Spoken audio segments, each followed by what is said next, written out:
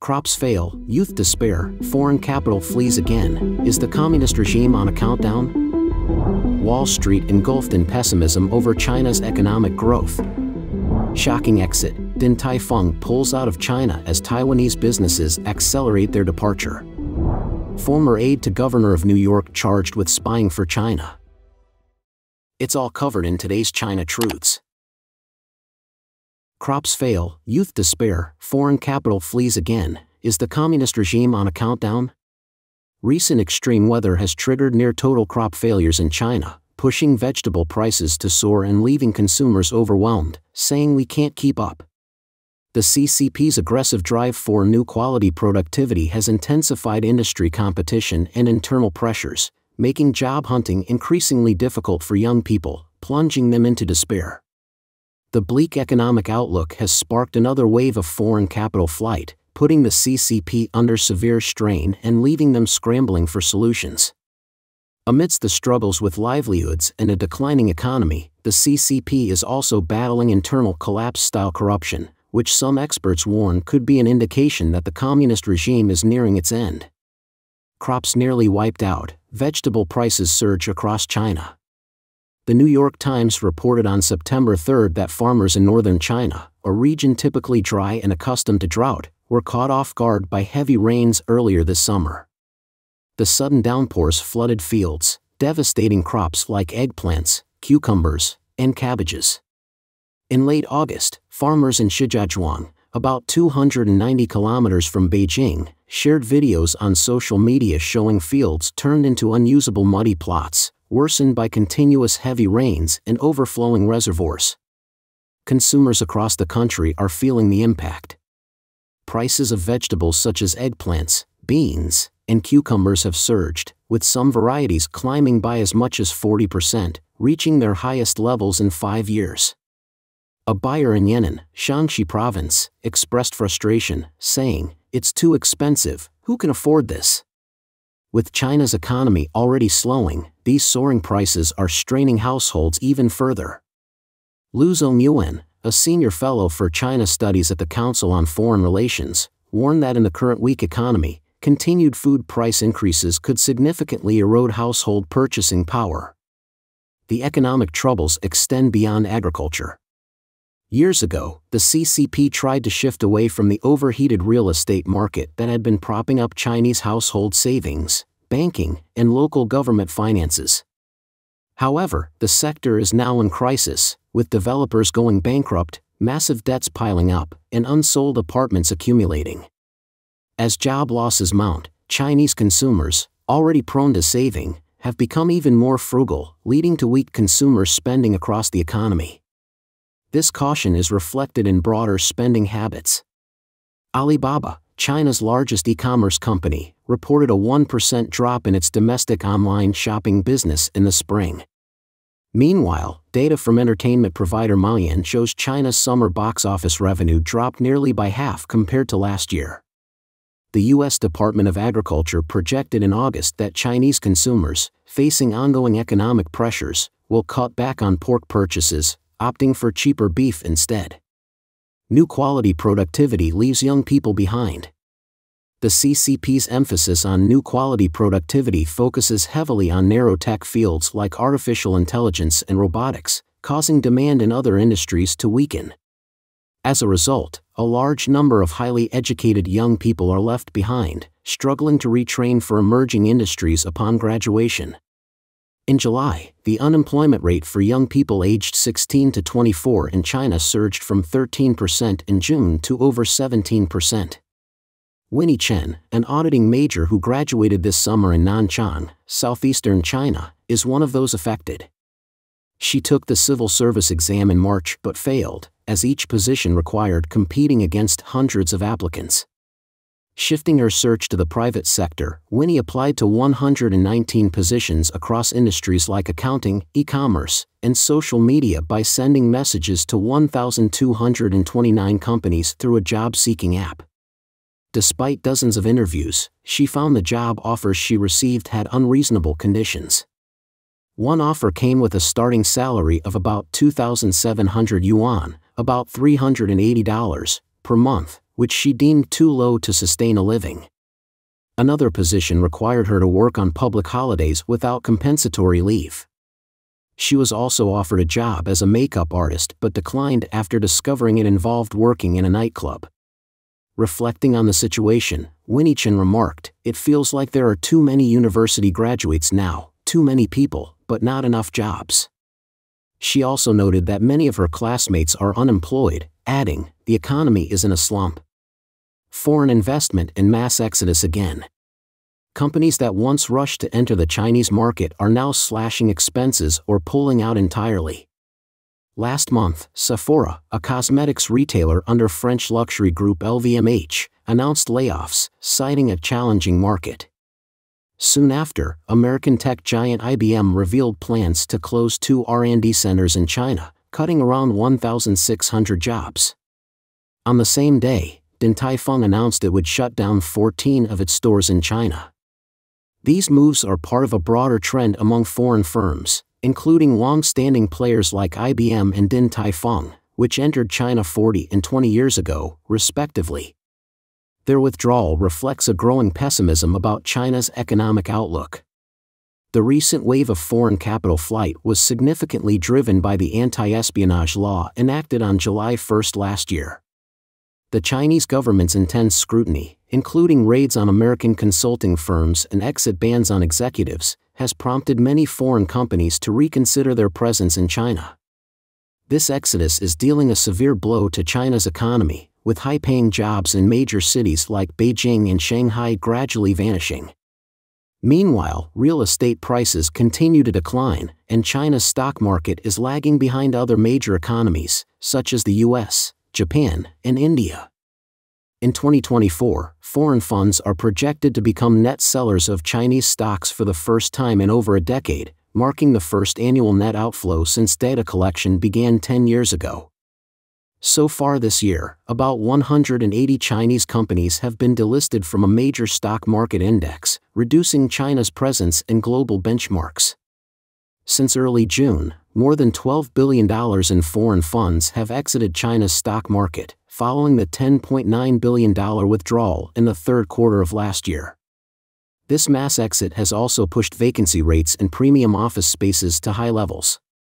Data from 3 real estate service firms shows that at least 20% of high-end office buildings in Shenzhen were vacant in June, with vacancy rates also rising in Beijing, Guangzhou, and Shanghai compared to the same time last year. Overall, rents have dropped by at least 10% compared to 2 years ago. Lucia Liang, head of research and consulting for Greater China at Knight Frank, noted, "The biggest challenge remains the significant decline in market demand due to weakening growth expectations for the Chinese economy." Amidst the turmoil, investors are retreating to safer Chinese bonds, driving up prices and lowering yields. The People's Bank of China has expressed concerns that if interest rates rise in the future, banks could face significant risks. On September 3, 4 of China's 5 largest state-owned banks reported profit declines in the second quarter, impacted by the ongoing real estate crisis, with the China Banking Index falling 1.8%. Additionally, data released on August 30 indicated that China's manufacturing activity shrank for the 4th consecutive month in August, signaling potential challenges for achieving this year's growth targets. Key raw materials, from steel to soybeans, are accumulating in warehouses across the country, highlighting persistent weak economic activity and challenges in clearing excess inventory. Collapse-style corruption, CCP dynasty in countdown. The Chinese Communist Party's rule faces an increasingly severe challenge as experts highlight the looming impact of extreme weather on food security, a key concern for the top leadership. The New York Times reports that the CCP views stable grain supply as essential for maintaining social stability, a lesson rooted in China's history of famines sparking unrest. In response, Xi Jinping convened an urgent Politburo Standing Committee meeting in late July, where he emphasized minimizing agricultural losses and safeguarding national food security. Official media conveyed this directive, urging local officials to step up their efforts. Notably, Premier Li Chang, typically seen inspecting factories and government bodies, made rare appearances overseeing disaster relief and flood control efforts. Despite these measures, signs point to broader systemic issues. According to the CCP's Central Commission for Discipline Inspection, Guizhou province alone saw investigations into 85 provincial-level officials in the first half of this year, along with 5,476 cases of local misconduct and corruption. These efforts led to disciplinary actions against 5,090 individuals and the recovery of over 900 million yuan, nearly $127 million, in economic losses. In addition, 533 cases involving 548 individuals in state-owned enterprises were investigated from January to May, while the financial sector saw the handling of 12 cases in the banking system and 10 involving government platforms and regulators, with over 270 related problem clues transferred. Even CCP's external propaganda outlets have lamented the resurgence of collapse-style corruption in multiple regions, noting that recurring corruption scandals have been particularly frequent in Guizhou. China expert Gao Xian points out that collapse-style corruption is the inevitable outcome of individual corruption accumulating and escalating into widespread collective corruption, marking the onset of a final, more critical stage of the crisis. From Guizhou to the national level, this pattern of collapse-style corruption across various levels of officialdom signals that the Chinese Communist regime is now in its countdown phase. Wall Street engulfed in pessimism over China's economic growth. For the second week in a row, Wall Street has slashed its economic growth forecasts for China. A consensus is emerging among global banks that China's 2024 growth rate will likely miss its target. Following downgrades last week from Goldman Sachs, JP Morgan, and UBS, predicting growth below 5%, this week saw further cuts from Bank of America, a Canadian investment bank, and TD Securities.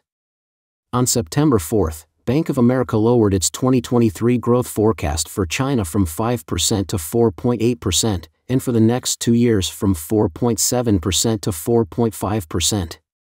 Bank of America reports that China's quarter-on-quarter growth has reached a low, warning that without sufficient policy support, growth may continue to lag behind potential levels over the next 2 years. Global banks now largely agree that China will struggle to hit its 5% growth target for 2024. The frequent falsification of economic data by Chinese authorities further obscures the real growth rate, which may be worse than reported. China's growth has reached its lowest level in 5 quarters, with exports, a crucial economic pillar, facing increased risks amid growing trade tensions. Bank of America economist Helen Chow noted in a report that fiscal and monetary policies are less supportive than anticipated, failing to stimulate domestic demand growth. With escalating trade disputes spurred by cheap Chinese products and rising protectionist measures globally, China's exports are under growing pressure. The new export orders subindex has stayed below 50 for 4 months, signaling significant challenges for this critical growth area. Standard Chartered economist Hunter Chan warned of heightened trade tensions between China and other economies, compounded by a real estate market slowdown in the first half of the year. The upcoming U.S. presidential election in November adds further uncertainty to China's economic outlook. Businesses slash prices amid profit and job concerns. China's economy is facing mounting challenges as businesses reduce prices to survive, squeezing profits and potentially leading to pay cuts and layoffs. Despite lower loan rates, credit demand remains weak, and government spending has contracted over the first 7 months. Even the previously robust services sector is losing momentum. A private survey revealed that China's service activity growth in August slowed due to fierce competition and price cuts aimed at maintaining market share.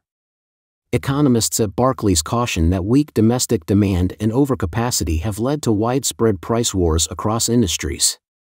Adding to the concerns, TD Securities' Alex Liu highlighted stagnant government spending, weak private investment, and deep-rooted pessimism among businesses, casting doubt on Beijing's ability to meet its growth targets. Real estate market may not recover until mid-2026. Wall Street's downgraded outlooks on China's economy amplify concerns as policymakers struggle with a prolonged real estate downturn and falling consumer and investor confidence. UBS economist Wang Tao noted that China's real estate market is underperforming and may not bottom out until mid-2026, dragging down overall economic performance and household consumption. Efforts by Beijing since late 2022 to revitalize the real estate market, including reduced down payments and mortgage rates, have had limited success. Looking ahead, China's August economic and inflation data are expected next week. Citibank reported that China's economy faced a double blow in August from adverse weather and weak demand, with a notable drop in steel output. The bank warned that Beijing's official growth targets are at risk. Stock market faces turbulence amid economic woes. China's economy continues to struggle under the weight of the real estate crisis, impacting employment, consumption, and household wealth over the past 2 years. Efforts by authorities to boost investor confidence have been slow and inadequate, leading to a prolonged downturn in China's stock market. On September 3, the A-shares market once again struggled to defend the 2,800-point level.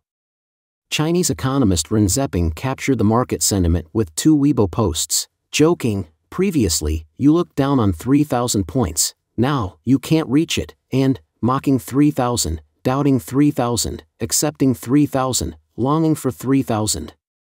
Wang Yan, chief emerging markets and China strategist at Montreal-based Alpine Macro, who recently visited China, reported that Chinese policymakers appear paralyzed and lack a coherent strategy to address the country's mounting economic challenges. He observed that measures taken so far have been fragmented, temporary, and cautious. Wang expressed skepticism that China will achieve its 5% growth target, describing it as nearly impossible and warning of a potential slow implosion in the future. Shocking exit, Din Tai Fung pulls out of China as Taiwanese businesses accelerate their departure. Taiwanese companies are ramping up their withdrawal from China, with the latest being the prominent restaurant group, Din Tai Fung. After nearly 2 decades in the mainland market, Din Tai Fung announced on the 26th that it will close 14 stores across Beijing, Tianjin, and other northern regions by the end of October. The company assures that employee compensation and relocation will be handled appropriately. Beijing Hin Tai Fung Catering Company, Limited, the local partner, stated that the closures are due to the expiration of the company's 20-year business license and the board's inability to agree on a renewal. The affected locations include key stores in Beijing's Yuyang, SKP, Xidan, Fangkaidi, APM, China World, Suiwei Department Store, Century Jinyuan, Tianjin's Hanglong and Mixk, and stores in Qingdao, Xi'an, and Xiamen. Din Tai Fung expressed deep regret for the inconvenience and disappointment to its loyal customers, pledging to ensure proper handling of employee settlements and protecting the rights of prepaid cardholders. The company also committed to working closely with partners to manage the transition smoothly and minimize impact. Since its establishment in Beijing in 2004, Din Tai Fung has been a symbol of quality dining, growing from one restaurant into a beloved brand across multiple cities, earning widespread acclaim and support. The company remains optimistic about the mainland market, stating its intention to continue monitoring industry trends with hopes of future collaborations. Din Tai Fung, famous for its signature soup dumplings, has become a global sensation within the Chinese community. While the closures will impact the North China market, operations in East and South China remain unaffected. The departure marks a significant shift as Taiwanese businesses continue to reassess their positions in China's evolving economic landscape. Former aide to Governor of New York charged with spying for China. Linda Sun, a former deputy chief of staff to New York Governor Kathy Hochul, was charged on September 3 with acting as an agent for the CCP. Sun, 41, and her husband, Chris Hu, 40, were arrested at their Long Island home. Sun faces multiple charges, including visa fraud, alien smuggling, and conspiracy to commit money laundering, while Hu is charged with conspiracy to commit money laundering, bank fraud, and identity misuse. According to the indictment, Sun, a Chinese-born naturalized U.S. citizen, received millions for her activities on behalf of the People's Republic of China and CCP officials, without registering as a foreign agent or declaring her benefits as required for a New York State employee. U.S. Attorney Breon Peace stated that while Sun appeared to serve New York, she and her husband were actually advancing the interests of the CCP. The scheme reportedly enriched their family by millions of dollars. Both Sun and Hu pleaded not guilty and will be released on bond, with Sun barred from contacting the Chinese consulate. Sun, also known by several aliases, held various roles in the New York state government from 2012 until her dismissal in March 2023. Her positions included Deputy Chief Diversity Officer under Governor Andrew Cuomo and Deputy Chief of Staff under Hochul. The indictment accused her of engaging in political activities favoring the CCP, such as blocking meetings between New York officials and Taiwanese representatives, altering official messaging to remove references to Taiwan and human rights issues, and facilitating unauthorized access for Chinese officials to the U.S. In exchange for her actions, Sun allegedly received financial and other benefits from Beijing, including facilitating transactions for her husband's business, travel perks, and gifts. Prosecutors claim the couple laundered money to purchase luxury items, including a multi-million-dollar home in New York, a condominium in Hawaii, and high-end vehicles. Governor Hochul's office stated that Sun was terminated after evidence of misconduct was discovered and that they fully cooperated with law enforcement throughout the investigation. Blocking New York-Taiwan ties, Sun's alleged role in suppressing Taiwan relations. According to the indictment, Linda Sun began blocking requests from Taiwan's de facto consulate in New York to meet with state governors, starting in 2016. Sun allegedly boasted to Chinese consulate officials about her actions and removed references to Taiwan's official name from government communications. She reportedly blocked invitations from Taiwan's representatives, including one for Hochul to attend an event in 2016 and another for Governor Cuomo to meet Taiwan's President Tsai Ing-wen in 2019. Sun also edited official statements to downplay Taiwan's status and resisted acknowledging Taiwan's donation of masks during the COVID-19 pandemic. Other allegations. Sun allegedly arranged unauthorized meetings for Chinese delegations, promoted businesses linked to her husband's friend, and added a Chinese official to private NYS government calls during the pandemic. She also took trips to China funded by the CCP, attending events at the Great Hall of the People. Cuomo's spokesperson stated that Sun had limited contact with the governor during his administration, noting her promotion to Deputy Chief of Staff occurred under a different administration. Don't forget to leave a comment in the section below to share your opinions on today's topic with us. Make sure to like and subscribe to see more interesting topics from China Truths.